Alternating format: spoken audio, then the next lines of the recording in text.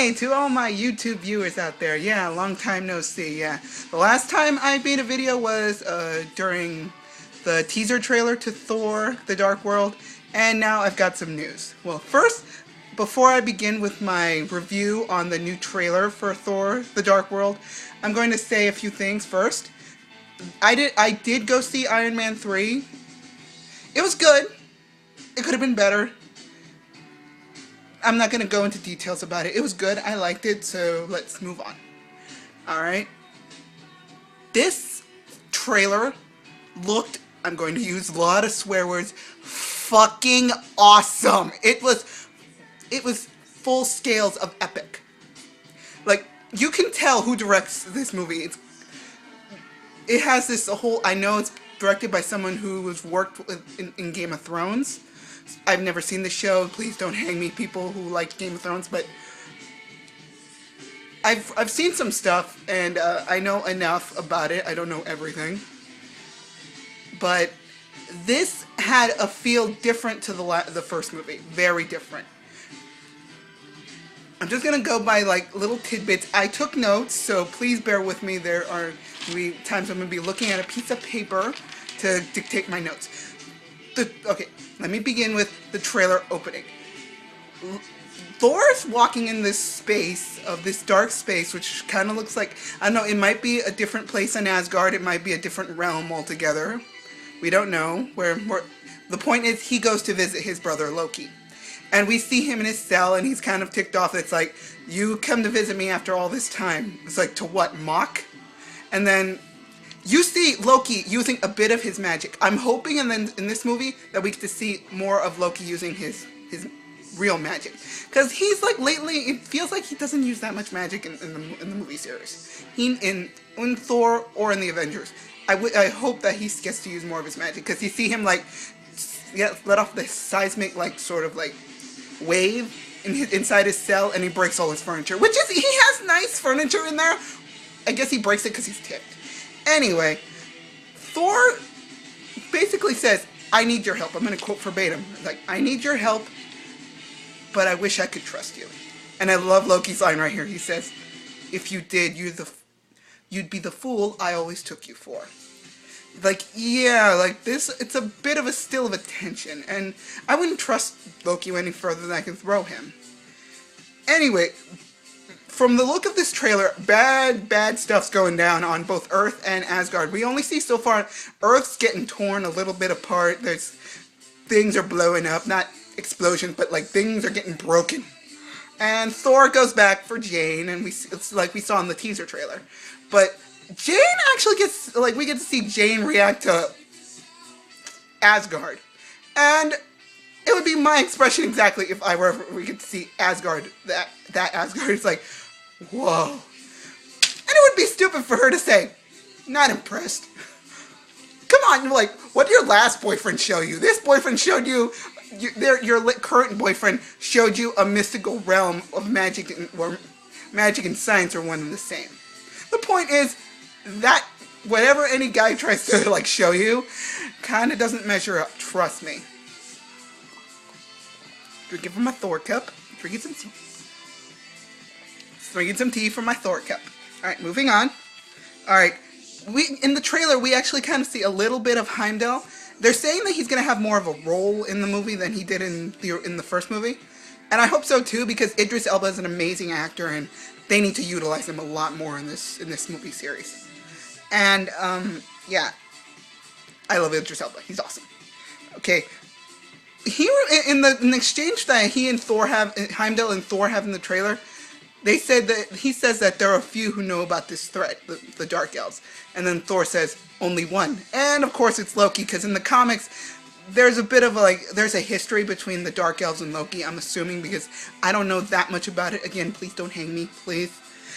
But he knows that he's dealt with them before. There's a history between Loki and the Dark Elves.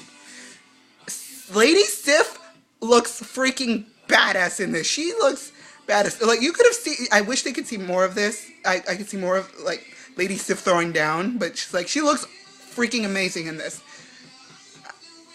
Lady Sif's awesome. I'm just like, just to throw that out. And we get to see the rest of Thor's friends don't trust Loki, especially after, let's see, this guy tried to kill their friend and then also tried to kill them while they were on Earth. Remember, reference Thor's movie. But the point is, yeah, they don't trust him. It's like, you betray him and we'll kill you. And like, Sif holds a sword to his neck. It's like, I'll kill you. And everybody is talking about the scene where Jane slaps Loki and says, that was for New York. And Loki's like, I like her.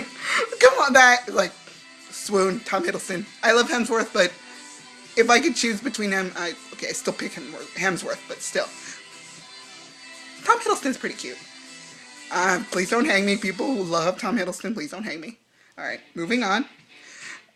There were a lot of shots, but one of them, like, I was kind of paying close attention to. I didn't think in this movie, we actually could see a shot of Thor without his shirt. We did! Well, from behind. And I'm thinking, it's like, good, thank you for doing that. At least we know he's not wearing a shirt. And for me personally, if I'd seen him shirtless from the front, it would have been like Raiders of the Lost Ark. If I had caught a glimpse of the Ark of the Covenant, my face would have melted. But again, would have been worth it. Alright, moving on. Alright. Frigga, Thor's mom, throws freaking down against one of these dark elves. And I'm going to throw this out there. I've been wrong with my whole death theory thing. I was right about Coulson dying in the Avengers. Well, dying, because he's not dead, as you can see that he's going to be in Marvel's Agents of S.H.I.E.L.D., but I was sort of right the first time before they took that back. And I was wrong about Pepper dying in Iron Man 3. Go back to my Iron Man 3 review trailer thing. I was wrong about that. Moving on. But I'm going to throw this out there. I'm going to say this. I'm not going to lie. Not going to lie. I'm throwing this out there. Frigga's going to die in this movie. She is going to die, and that's going to bring things even more to an escalation point. And they're going to try to figure out how to stop the Dark Elves. I don't know how this is all going to work, but I'm going to say it. I'm going to quote that, just say, Frigga is going to die. And if she doesn't, then I'm wrong. Usually I am. We actually get to hear Malekith speaking. Hearing Christopher Eccleston's voice, I know he's the 9th Doctor, I know that, but also I know him as myself because I'm a fan of heroes, and I know him as the Invisible Man, Claude Rains. The point is, I like Christopher Eccleston, and I'm glad that we actually get to hear him speak instead of just being all menacing and scary. We actually get to hear him talk, I like that. I'm going to throw this out there. Again, I'm throwing out another theory, so bear with me. There is a shot near the end of the trailer where it looks like Thor, a normal-looking Thor wearing regular clothing, is kissing Jane. His hair's pulled back in a ponytail. If you look back in the trailer, you'll see that. I'm thinking that something's going to happen, and Thor's either going to become human, or he's going to take on the form of a human as Donald Blake or something like that. Sort of like how he does in the comic books or something like that, or in that sort of fashion, and I'm thinking that's what's going to happen. And that's what's going to be the theory. These heroes all the Avengers are going to get thrown to their lowest low, except for Banner, Black Widow, and Hawkeye. Only the 3 main dudes, Thor, Cap, and Iron Man, are going to be in their lowest point. They're probably going to quit being superheroes for a while. And then they're going to come back in Avengers 2 because, they have to stop Ultron. I don't know how. They're going to have to stop it. And I'm just going to say that right here. They always have to end a Marvel trailer with the coolest looking scene they have in the movie, usually. And it's Thor in the middle of a battle, and then this giant rock monster comes up. Yeah, it looks pretty bad. And then Sif's he's all yours? And it's like, okay, Thor swings his hammer, and then basically crumbles him to pieces, and Thor's all, anyone else? Yeah, I like that he's you see a little bit of old Thor coming back a little bit, but not too much the arrogant jerk that he was before. Point is, I like seeing that. He still throws down. He's still throwing down.